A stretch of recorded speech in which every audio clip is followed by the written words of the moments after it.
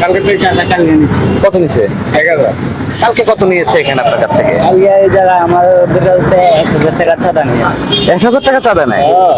খুবই অন্যায় হয়েছে। 17 বছর পর এসে মাত্র 1000 টাকা কিভাবে নিতে পারে? কমপক্ষে 10,000 টাকা নেওয়া উচিত ছিল। এটা আমি বলতেছি না, এখন আমাদের বাংলাদেশের মানুষ এই ধরনের কথা বলতেছে। যারা চাঁদাবাজি করতেছে তাদেরকে এখন আমাদের বাংলাদেশের সাধারণ মানুষ উৎসাহ দিচ্ছে যে করেন করেন ভাই, আরো করেন। 10 টাকার জায়গায় আপনারা 50 টাকা নেন, 50 টাকার জায়গায় আপনারা 1000 টাকা করে নেন, বেশি বেশি করে নেন। যেখানে আগে আমাদের দেশের মানুষ কোথাও অন্যায় হলে প্রতিবাদ করতো, সেইখানে দেখতে পাচ্ছি এখন আমাদের দেশের মানুষ অন্যায় হলে তারা আরো অন্যায়কারীদেরকে উস্কানি দিয়ে বলতেছে যে করেন করেন। কেউ আর প্রতিবাদ করতেছে না। সারা জীবন তারা দেখছি প্রতিবাদ করে আসতেছে। হঠাৎ করে এই মানুষগুলো এতটা পাষাণ কিভাবে হয়ে যেতে পারে যে অন্যায় দেখলেও তারা আরো সেটাকে উৎসাহ দেয় যে আরো করেন। চাঁদা নিচ্ছেন, আরো নেন। ঘুষ নিচ্ছেন, আরো নেন। খুন করতেছেন, আরো একটা করেন। আরো দোকান ভাঙচুর করতেছেন, একটা কেন, আরো 10টা আশেপাশে আছে, সবগুলা ভাঙচুর করেন। কেউ এখন আর বাধা দেয় না, কেউ আর তীব্র নিন্দা জানায় না, সবাই এখন মজা নিতেছে। আর এমনটা কেন করতেছে আপনাদেরকে ব্যাখ্যা দিয়ে বোঝানোর প্রয়োজন নাই। আপনারা নিশ্চয়ই বুঝতে পারছেন কেন এমনটা আমাদের দেশের মানুষ এখন করতেছে। কারণ আমাদের দেশের সাধারণ মানুষের হাতে সম্পূর্ণ সুযোগ ছিল। তারা পছন্দের মানুষের হাতে ক্ষমতা দেওয়ার একটা সুবর্ণ সুযোগ তারা পেয়েছিল 17 বছর পর, কিন্তু তারা আবারও ভুল করে ফেলছে। ফেসবুকে ঢুকলেই দেখা যাচ্ছে চাঁদাবাজির নিউজ, খুনের নিউজ, ধর্ষণের নিউজ, বাড়িতে ভাঙচুর করা হয়েছে, আগুন দেওয়া হয়েছে, দোকান ভাঙচুর করা হয়েছে। এই ধরনের ঘটনা এখন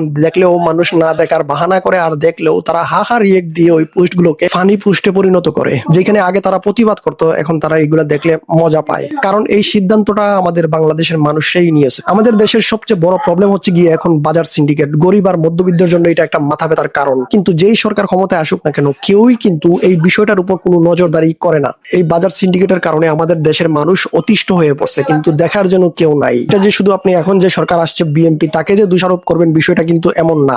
আগে যে সরকার ছিল আওয়ামী লীগ, সেও কিন্তু এই একই দ্বারাই চলে আসছে। আওয়ামী লীগ 17 বছর ক্ষমতায় থেকেও বাজার সিন্ডিকেট ভাঙতে পারে নাই, বিএনপি ভাঙবে কিভাবে? এই জন্য আমাদের দেশের সাধারণ মানুষরা মনে করছিল যে বিকল্প কিছুর প্রয়োজন আছে। বিকল্প কিছু যদি করা যেত তবেই এই দেশের বাজার সিন্ডিকেট বন্ধ করা সম্ভব ছিল। যারা যারা ভিডিওটি দেখছেন অবশ্যই লাইক করবেন, আর নতুন হয়ে থাকলে সাবস্ক্রাইব করে দেবেন।